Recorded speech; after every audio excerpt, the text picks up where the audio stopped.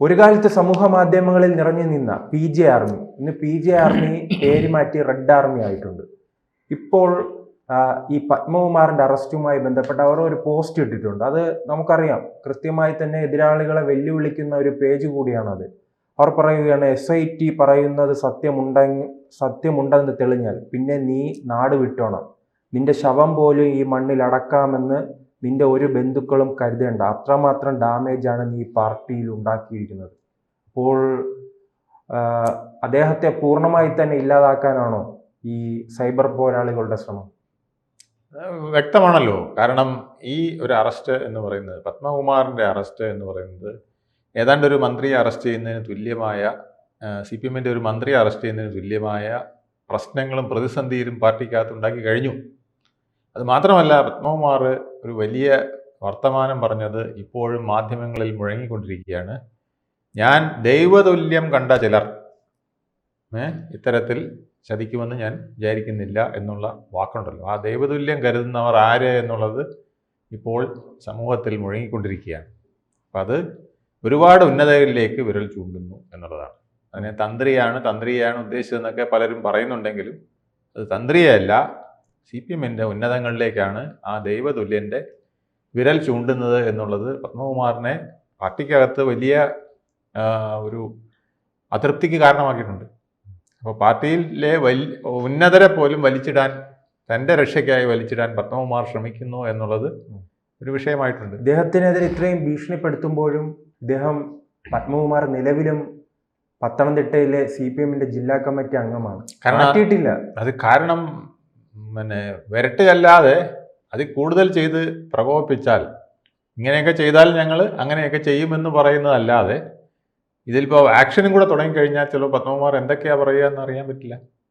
പത്മകുമാറിൻ്റെ മൊഴി മാക്സിമം കുറച്ച് ലിബറലായിട്ട് മിതത്വത്തിൽ SITക്ക് പോട്ടെ എന്നുള്ളതാണ് ചെയ്യുന്നത്. റിപ്പോർട്ട് കഴിഞ്ഞിട്ട് പിന്നെ പറയുമ്പോൾ തെളിഞ്ഞാൽ നാട്ടിൽ പോലും കാണരുതെന്നാണ് സൈബർ അതിന്റെ ഉദ്ദേശം അതാണ്. പക്ഷേ ഇദ്ദേഹം ഇപ്പോഴും പത്തനംതിട്ട ജില്ലാ കമ്മിറ്റി അംഗമാണ്.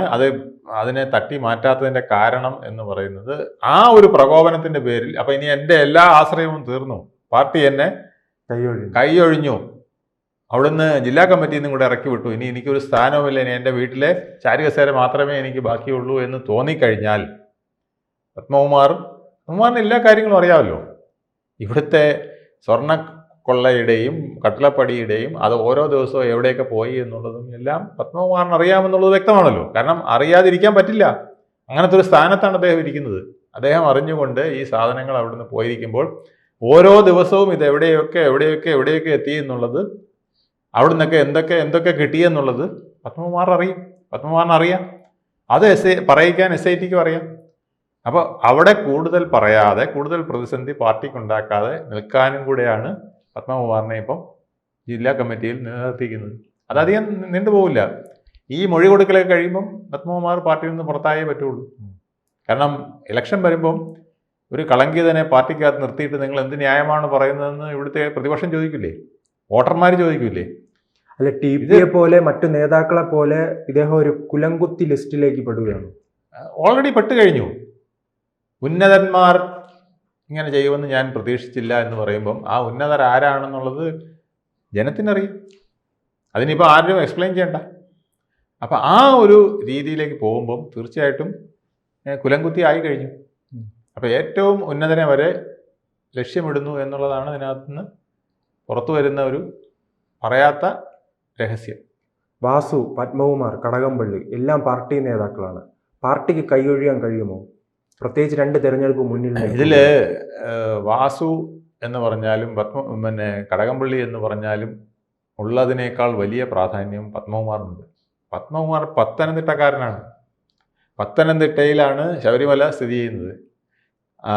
1983 മുതൽ പാർട്ടിയുടെ ജില്ലാ കമ്മിറ്റി അംഗമാണ് പത്തനംതിട്ടയിലെ. 30ാമത്തെ വയസ്സിൽ കോന്നിയിൽ നിന്ന്, അയ്യപ്പൻ്റെ തിരുമുമ്പിൽ നിന്ന് ജയിച്ച ആളാണ്. 30ാമത്തെ വയസ്സിൽ എപ്പോഴും പറയുന്നത് അയ്യപ്പനെ കുറിച്ചുള്ള നല്ല വാക്കുകളാണ്. സ്ത്രീ പ്രവേശനത്തിൽ പോലും എനിക്ക് അതൃപ്തിയായിരുന്നു എന്ന് പറയുന്ന ആളാണ് പത്മകുമാർ. എൻ്റെ വീട്ടുകാർ പോലും അതിൽ പോകില്ല എന്ന് പറയുന്ന പത്മകുമാർ ഇത്തരത്തിൽ ചെയ്തു എന്ന് പറയുമ്പോൾ അത് മറ്റാരേക്കാൾ വലിയ ഒരു ദോഷം പാർട്ടിക്ക് പത്മകുമാർ വഴി വന്നിരിക്കുകയാണ്. എന്നിട്ട് പത്മകുമാർ ആദ്യം പറഞ്ഞ മൊഴികളെല്ലാം തിരിച്ചല്ലേ, ഞാൻ അറിഞ്ഞിട്ടില്ല, ഏതോ ചില ദിവ്യന്മാർ ഇവിടെ വന്ന് ഇങ്ങനെയൊക്കെ ചെയ്യുന്നതാണ്, ഉണ്ണികൃഷ്ണൻ പോറ്റിയെ പോലും എനിക്ക് താനുമായിട്ട് യാതൊരു ബന്ധവുമില്ല, ഒരു ഫയലുമായിട്ടൊന്നും എനിക്ക് ബന്ധമില്ല, ഇതൊന്നും കണ്ടിട്ടില്ല എന്ന് പറഞ്ഞിട്ട് ഇപ്പം തിരിച്ച് മൊഴി കൊടുക്കുമ്പോൾ ആ മൊഴി വളരെ ദൂരവ്യാപകമായ ഫലമുണ്ടാക്കുന്നതാണ്. പത്മകുമാർ ഇതിൽ അറസ്റ്റ് ചെയ്യപ്പെട്ടതോടുകൂടി മാർക്സിസ്റ്റ് പാർട്ടി വലിയ പ്രതിരോധത്തിലായില്ല എന്ന് പറയുന്നെങ്കിലും വലിയ പ്രതിരോധത്തിലാണ്. അവർക്കിനി പത്മകുമാറിനെതിരെ നടപടിയെടുക്കാതിരിക്കാൻ കഴിയില്ല. കാരണം ഇലക്ഷനാണ് മുന്നിൽ നിൽക്കുന്നത്. ഇപ്പം ഇത് നാളെയും കൂടെ കഴിയുമ്പോൾ നാമനിർദ്ദേശ പത്രിക എല്ലാം പിൻവലിക്കാനുള്ള അവസരമെല്ലാം കഴിയും, ആളുകൾ അംഗത്തിനിറങ്ങും. ഇതുവരെ ഇപ്പം ആളുകൾ നെട്ടോട്ടമാണ്. കാരണം ഈ നോമിനേഷനൊക്കെ കറക്റ്റായിട്ട് കൊടുക്കുക, അത് സ്വീകരിച്ചോ ഇല്ലയോ എന്നറിയുക, അതിൽ വല്ല കുഴപ്പവും വരാതെ ഇത് എങ്ങനെയെങ്കിലും ശരിയാക്കുക എന്നൊക്കെ പറഞ്ഞ് സ്ഥാനാർത്ഥിയും പാർട്ടിയുടെ ആളും പിന്നെ നിൽക്കുന്ന വിമതനെ എല്ലാം ഒഴിപ്പിക്കുക എന്നൊക്കെയുള്ള പ്രശ്നമായിട്ട് ഇങ്ങനെ പോവാണ്. അതിപ്പോൾ തീരും, നാളത്തെ കൊണ്ട് ഇത് തീരും. മറ്റന്നാൾ മുതൽ അങ്കത്തട്ടിലാണ്. അവിടെ പിന്നെ നാക്കിന് യാതൊരു നിയന്ത്രണം ഉണ്ടാവില്ല. അയ്യപ്പൻ ഇനിയും അവതരിക്കാനിരിക്കുന്നതേ ഉള്ളൂ. കേരളത്തിലെ ഓരോ വാർഡിലും 23,500 പരം വാർഡുകളിൽ അയ്യപ്പൻ ഇങ്ങനെ തിളങ്ങി നിൽക്കും. 1000 വട്ടം അയ്യപ്പ എന്ന് ഓരോ രാഷ്ട്രീയ പാർട്ടികളും, ദൈവവിശ്വാസമുള്ള പാർട്ടിയും ദൈവവിശ്വാസമില്ല പാർട്ടിയും, ഹിന്ദു അല്ലാത്തതും ഹിന്ദു ആയതും എല്ലാവരും അയ്യപ്പനെ വിളിക്കുന്ന അവസ്ഥ മനസ്സിലാക്കിയത് കൊണ്ട്, അയ്യപ്പന്റെ രാഷ്ട്രീയ സ്വാധീനം മനസ്സിലാക്കിയത് കൊണ്ടായിരുന്നു അന്ന് അയ്യപ്പ സംഗമം നടത്തിയത്. അപ്പോൾ പക്ഷെ അത് ഇപ്പോൾ തിരിച്ചടിക്കുകയാണല്ലോ. ആ സ്വാധീനം ഇപ്പോൾ CPM-നെതിരാകുകയാണ്. ആ സ്വാധീനം മാത്രമല്ലോ, ഇപ്പൊ നടക്കുന്ന സംഭവങ്ങളെല്ലാം CPM-ന് തിരിച്ചടിയല്ലേ.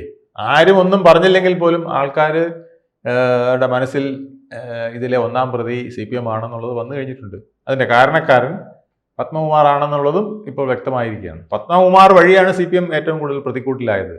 അതാണ് അവര്. അല്ല, മുകളിലോട്ട് ഇനിയും പലരും ഉണ്ടല്ലോ. അതുണ്ടാകുന്നത് പത്മകുമാറിന്റെ മൊഴിയെ ആശ്രയിച്ചിരിക്കും. പത്മകുമാർ ഇപ്പൊ പറഞ്ഞാൽ മതി, കാരണം എനിക്ക് നേരെ മോളിൽ നിന്ന് ഇൻസ്ട്രക്ഷൻ കിട്ടി, അതാണ് ഞാൻ ഇതൊക്കെ ചെയ്തത്, ഞാൻ ഇത്രയും നാളും പറയാതിരുന്നേ ഉള്ളൂ, ഇതാ എല്ലാം ചക്കക്കുരു എന്ന് പറഞ്ഞുകൊണ്ട് പറയുന്നതെന്ന് പറഞ്ഞാൽ മതി, പേരുകൾ പറഞ്ഞാൽ മതി, ഓതിരം കടകം അല്ലെങ്കിൽ കടകം എന്നൊക്കെ പറഞ്ഞാൽ മാത്രം മതി, മുഴുവൻ പേരും പറയണ്ട. അപ്പോഴേ SIT അങ്ങോട്ട് പോയിക്കോളും. അപ്പം അതാണ് അവസ്ഥ.